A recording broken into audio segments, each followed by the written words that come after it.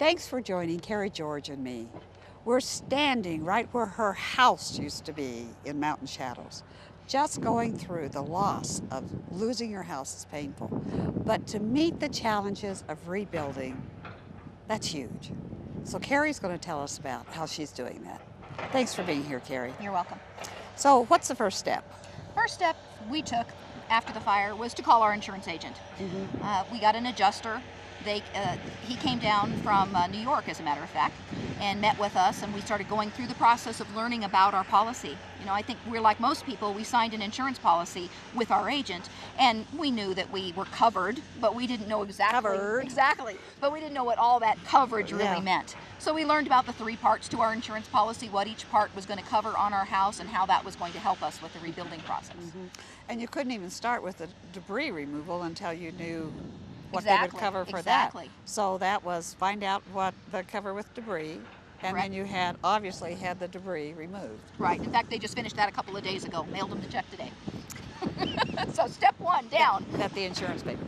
Yes, the insurance paid for. Okay, and then step two was? Step two was to start thinking about what we wanted in our new house and how we were going to make that happen. So we took the tactic of going out around Colorado Springs and looking at mobile homes, meeting with a few different builders, and finally came to a decision on who we want to use and got the process started with them. So we've met with an architect, we've met with a builder, and we're hoping to break ground in October. Oh, good. Congratulations. Yes, thank you. All right, but now there's some things in there about the insurance. You were quite fortunate. Yes. That you were covered for... Right. We were well insured, so we were fortunate. So we're covered for temporary living while we're displaced from our home.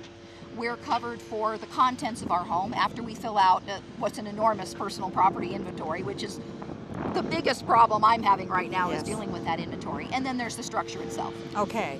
But you've had some good things around the inventory because you had taken pictures of your upgrades in the house and some of those things. Right. On our way out the door, one thing we did was back up our computer hard drive where we knew we had lots of pictures from like holidays and things like that. And then we went through the house with the camera, literally opened closets, opened cupboards, took pictures. So when we met with our insurance adjuster, there was no question as to what quality of countertop we had or what kind of cabinets we had because he could see them. So it moved quickly. It made things move much, much faster. Something I highly recommend everybody does, even if you think your house will never burn. You need to go through and just take some pictures. Right. And what about the depreciation? Depreciation is an issue for us with our contents. It's not with the house itself. And in our case, we don't have depreciated value on our house. We have full replacement value, which is what most people have. But on your contents, what you have is depreciated value. So what you have to do is you have to figure out approximately how old each of the items in your inventory are, and then you have to figure out what it will cost to replace it today.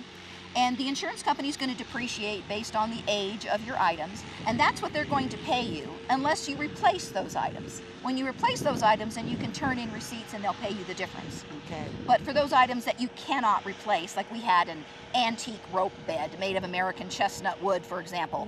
It's an extinct wood. We can't even replace that bed if we wanted to. We're not going to replace that, so we're going to get a estimated value on that. Fortunately, it's an antique. One of the things to remember is antiques and jewelry do not depreciate. Okay. So there are items that do not depreciate. All right. So I know that you're spending hours and hours on trying to figure out the cost of all of your personal property. So one of your main tips will be try to have some kind of list so you have a place to start on that personal property. Of course, the pictures are great, but you need even more than that. Right, right. If you can just take, a few minutes every month, and especially months like the holidays, this is one of the things I'm struggling with, is you only see your Christmas ornaments once a year.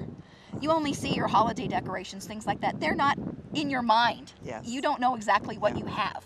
Okay. And when you add it all up, it's a lot. Yes. Well, you're meeting the challenge in a very courageous way, and we're extremely proud of you, and thank you for rebuilding. Oh, more than happy to do it. And thank you for being here. You're welcome.